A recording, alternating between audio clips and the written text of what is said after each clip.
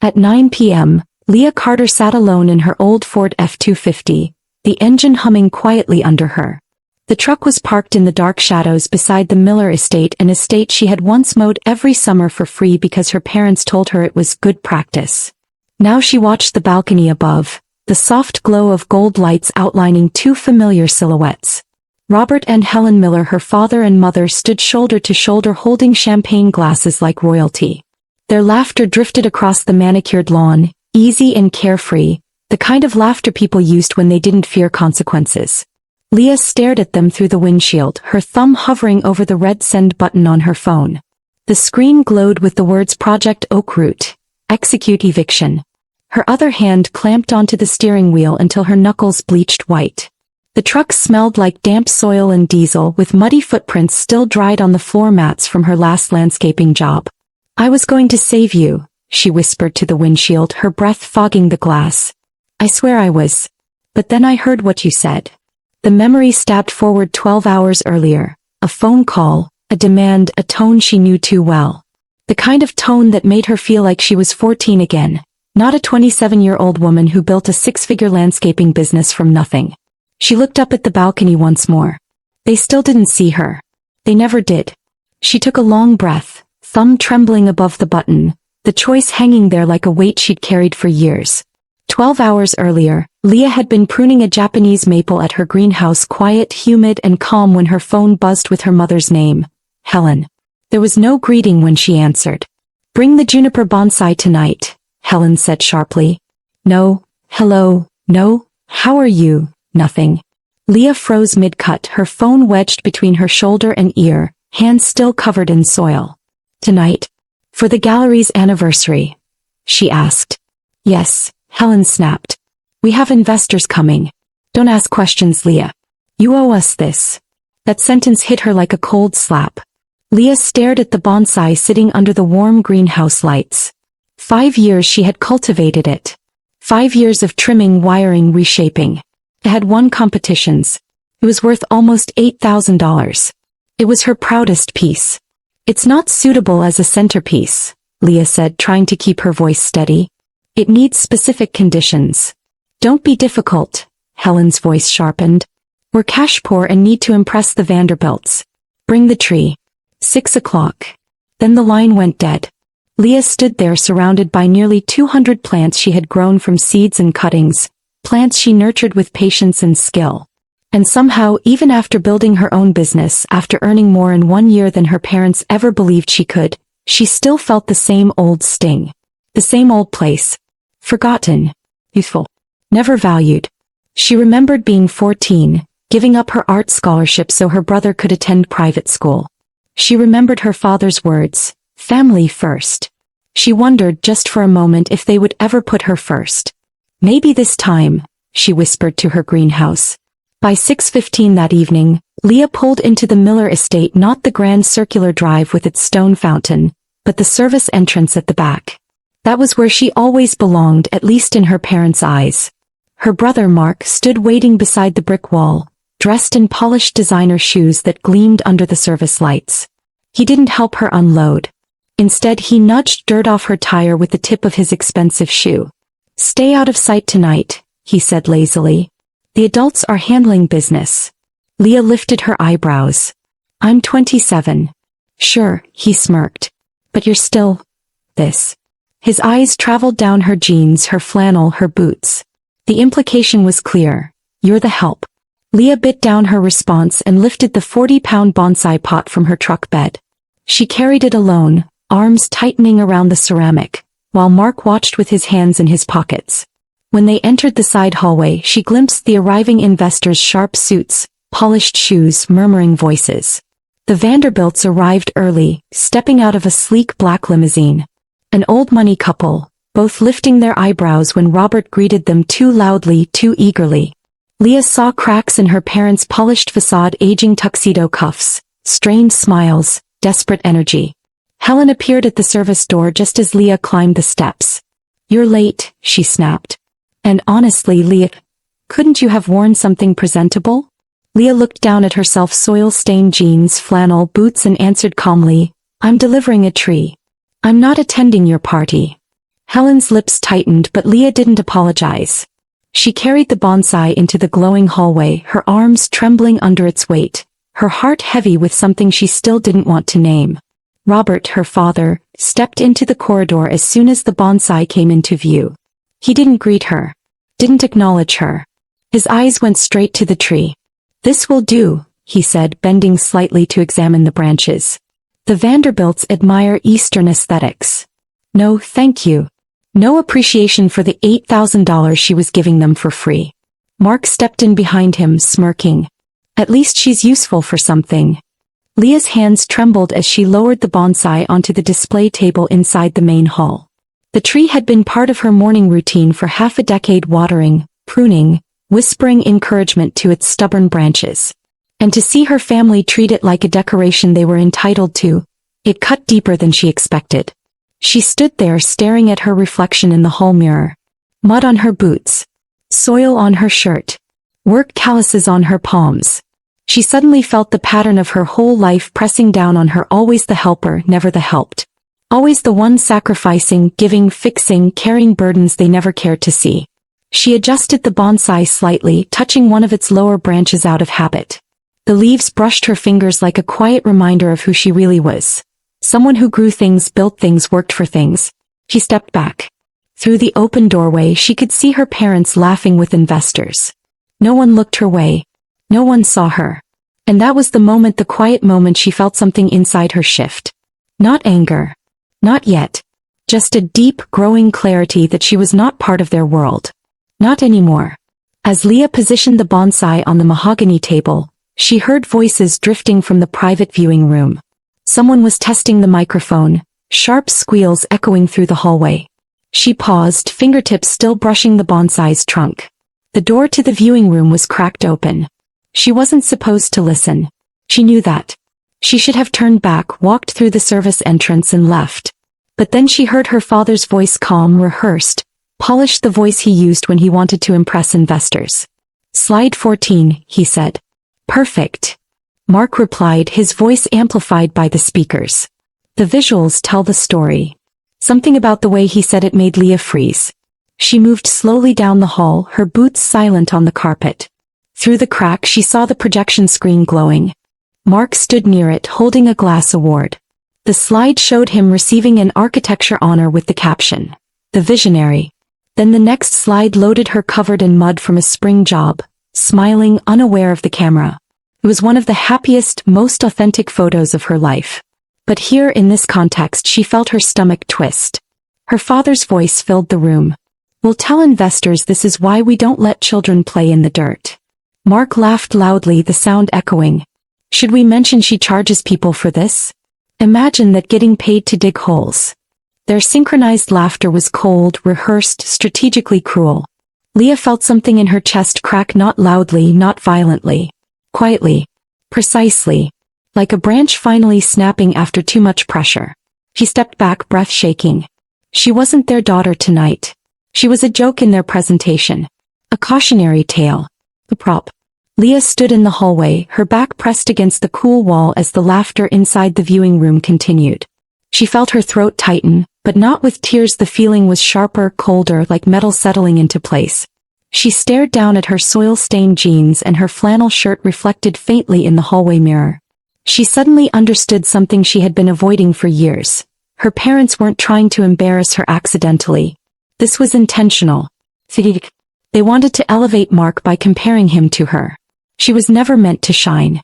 She was meant to be the contrast, the dirt-covered worker who made their star sun look brighter.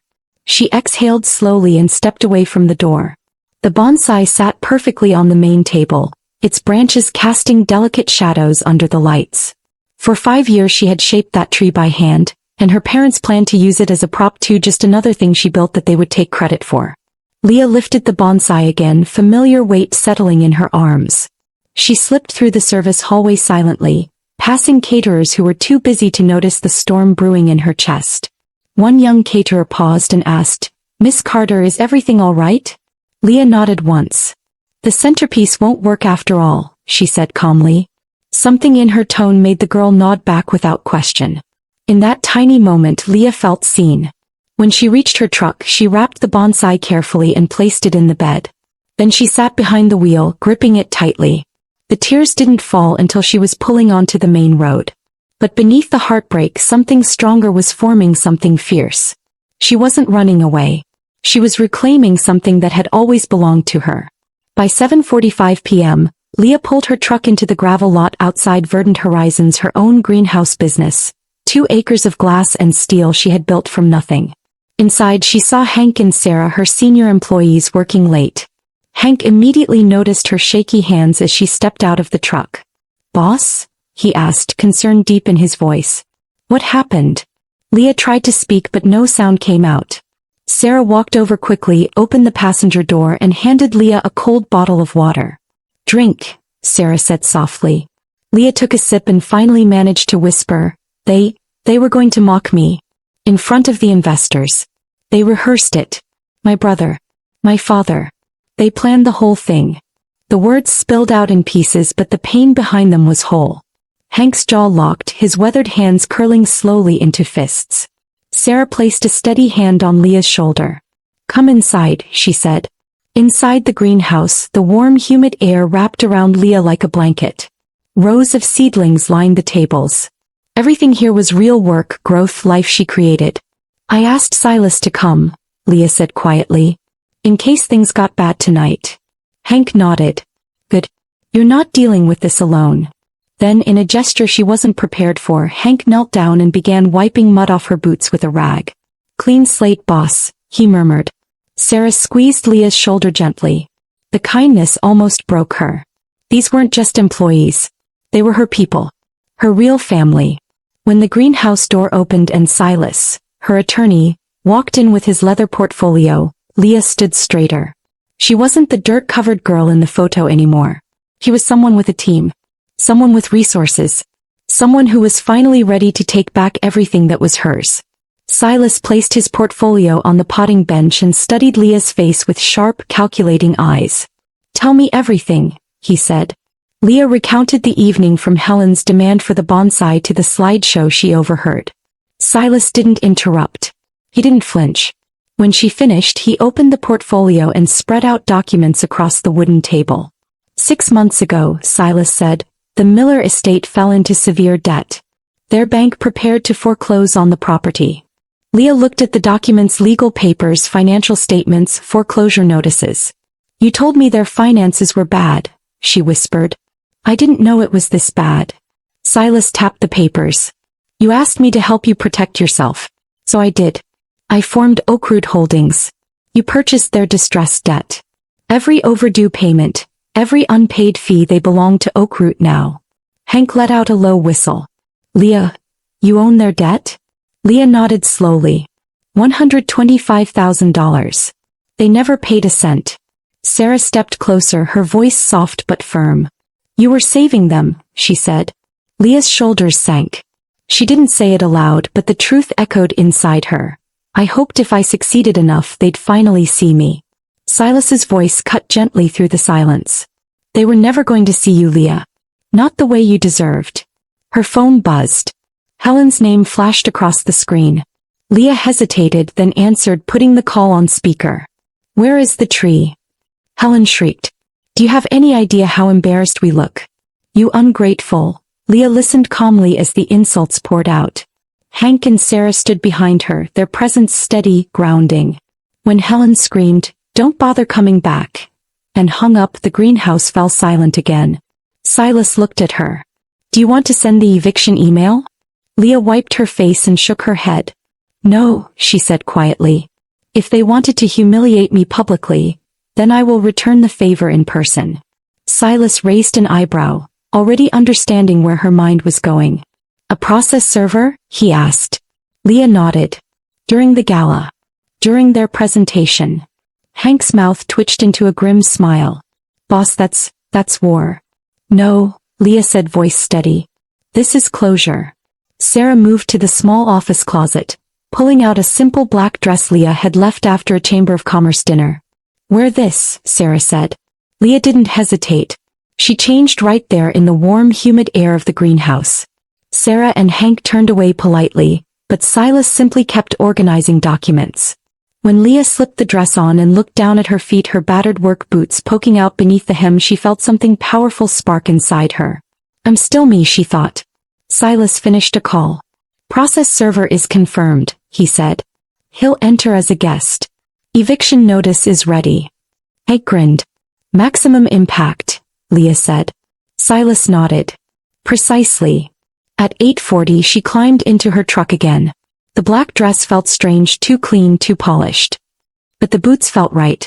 On her phone, the screen displayed the message. Project Oak Root. Execute eviction.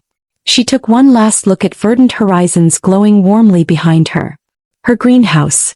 Her creation. Her sanctuary. Then she started the engine. The diesel growled to life. She drove toward the estate not as the girl they mocked, but as someone they had underestimated for the last time. Leah Carter was no longer coming to deliver a bonsai. She was coming to deliver consequences. At 9:20 p.m., Leah walked through the main entrance of the Miller Art Gallery for the first time in her life. Guests milled around in sparkling gowns and pressed suits, their voices a soft buzz under the chandelier light. Leah's boots echoed faintly on the marble floor. Some guests glanced at her shoes, confused, but most simply turned away, uninterested exactly how her parents had taught them to behave. She moved through the crowd like a shadow. The centerpiece table caught her eye first. Someone had placed a cheap crystal vase filled with grocery store roses where the bonsai had once stood.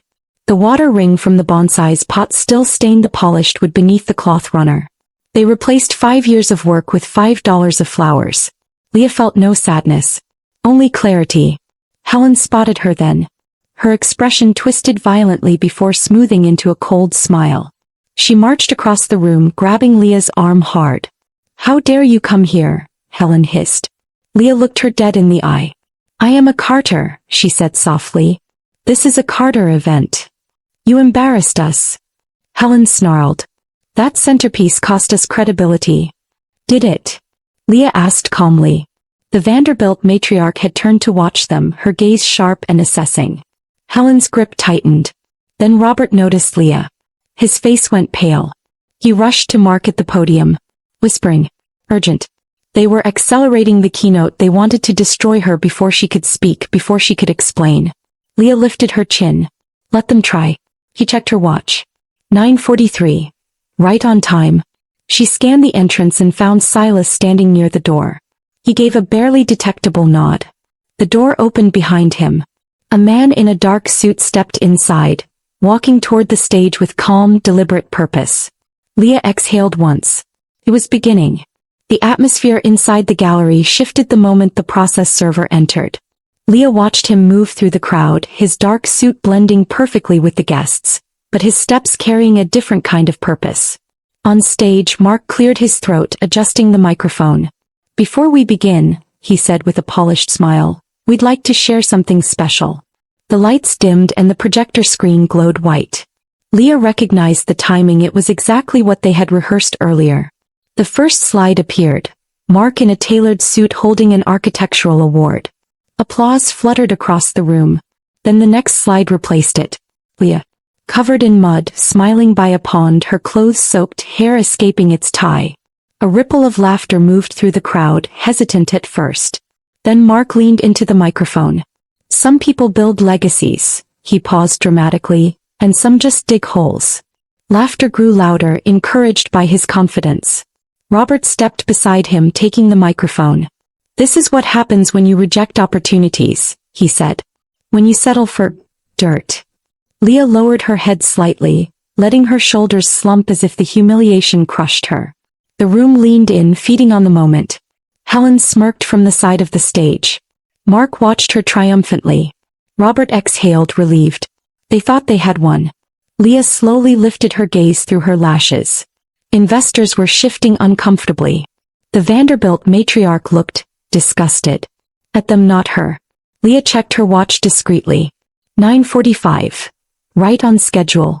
She exhaled. It was time. The process server reached the front row just as Robert was smoothing his tuxedo jacket, preparing to continue his speech. Now, Robert announced loudly, let's speak about the future of the Miller Gallery. Mr. Robert Miller?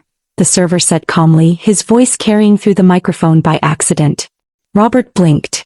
Yes. Who are you? The server stepped onto the stage, ignoring the shock rippling through the audience. I am here on behalf of Overheard Holdings, he said. Robert's eyebrows drew together. Overheard what?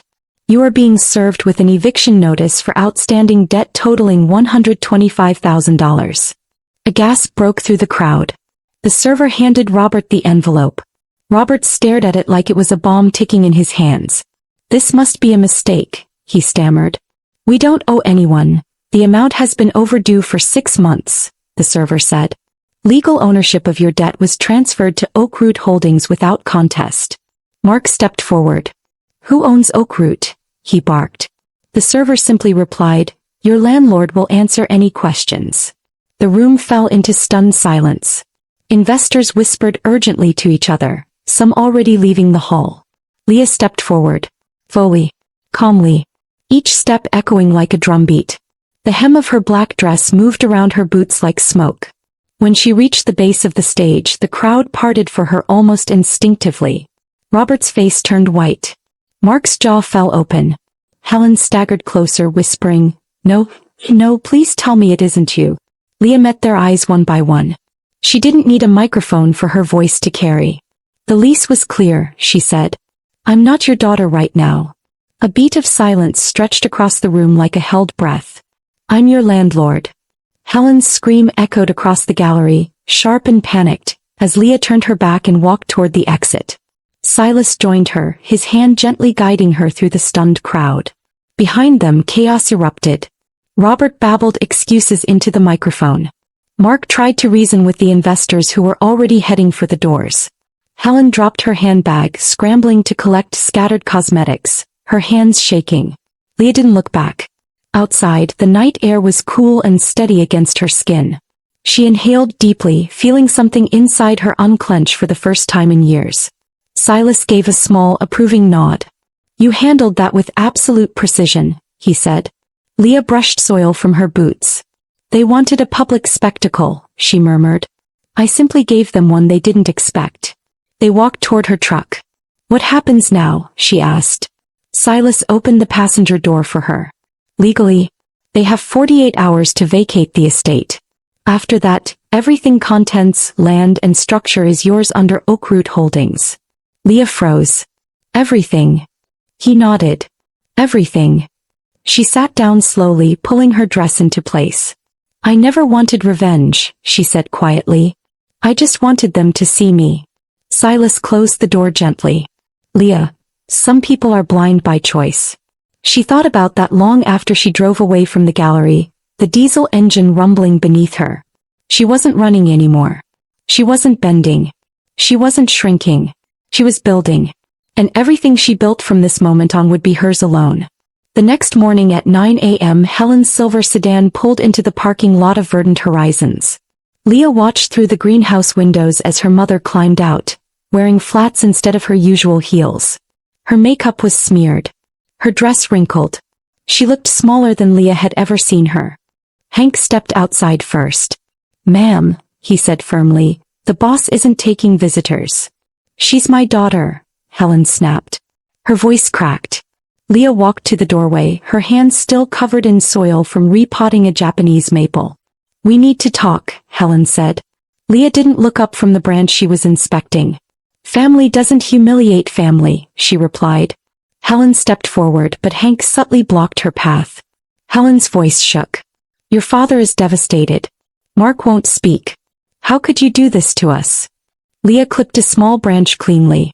How could you do what you did to me? She asked calmly. Helen blinked. We raced you better. No, Leah said, lowering her shears. You raced me to serve you. She reached into her pocket and held out a card. A bankruptcy attorney. He's good. Helen stared at the card, hand trembling. Leah, please. Leah shook her head. I'm not your daughter right now. She pointed toward the greenhouse entrance. And you're trespassing. Hank guided Helen back toward her car. Leah returned to her workbench, the Japanese maple waiting patiently. As she trimmed the next branch, she whispered, I reclaim my garden. All of it. 3 months passed and verdant horizons grew faster than Leah had anticipated. Commercial clients lined up. New contracts were signed weekly. The old Miller Art Gallery building, now legally hers, underwent renovation. One morning, Leah stood on the newly built balcony watching workers dismantle the old gallery sign. The metal letters clanged loudly as they hit the ground. She expected to feel triumph, satisfaction, vindication. He felt none of those. Just peace. Sarah joined her, reading from the new sign being lifted into place. "Verdant Horizons headquarters," she whispered. "You did it." Hank stepped out carrying 3 cups of coffee. He handed one to Leah without asking if she wanted it. He always knew. "Boss," he said with a proud grin, "your bonsai looks perfect in the main window." Leah turned to look. The juniper 5 years of patient shaping sat on a polished stand in her new office, glowing in the morning sun. "It deserves to be seen," she said softly. Silas approached with a folder under his arm. "It's done," he said. "The settlement is signed. They're out." Leah nodded. No sting, no joy, just a quiet acceptance. "Where did they go?" she asked. "Their son left for Boston," Silas replied. "Your parents, no forwarding address." Leah sipped her coffee. "That's fine," she said. Inside her new office, framed pictures lined the walls, not of her childhood, but of gardens she designed, clients smiling beside completed landscapes, and her team standing proudly beside her. It was a life built from soil and resilience. And finally it felt like hers. That evening, Leah stepped out onto the balcony alone. The sun was setting, turning the sky gold and pink as the city lights flickered to life in the distance. She rested her hands on the railing, her boots dusty from a morning site visit.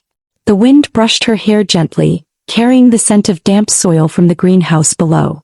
She looked down at her boots, the same ones her family mocked, the same ones she wore the night she reclaimed everything they stole. Those boots had walked her through pain, humiliation, sacrifice, and truth. They had carried her into the storm and out of it. She thought about the slideshow, the mud, the laughter, the harsh words. And then she looked at her empire, verdant horizons, her team, her clients, her greenhouse, her office, her bonsai catching the last light behind her. "Those holes became gardens," she whispered, smiling softly. "That mud built this." She closed her eyes and inhaled deeply. For the first time in her life she felt complete. Not because her family was gone, because she no longer needed them to stay. She had built a world where she finally belonged. A world where she could grow, bloom, and stand tall without shame. And she wasn't done. Not even close. Leah's phone buzzed in her pocket. She answered without hesitation.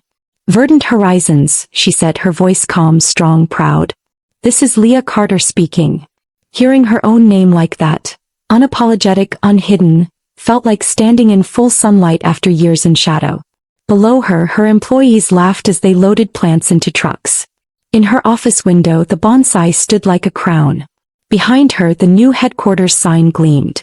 Everything she had built came from resilience forged in silence and dirt. Everything she had lost had carved space for what she now gained. The world did not end with her family's rejection. It began with her own acceptance.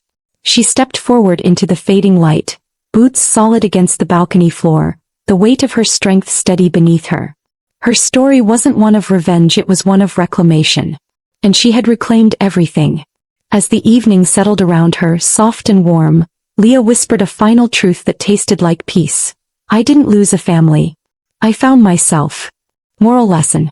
When people refuse to see your worth, don't shrink to fit their blindness. Build your own garden, grow your own strength, and let your success speak louder than their cruelty.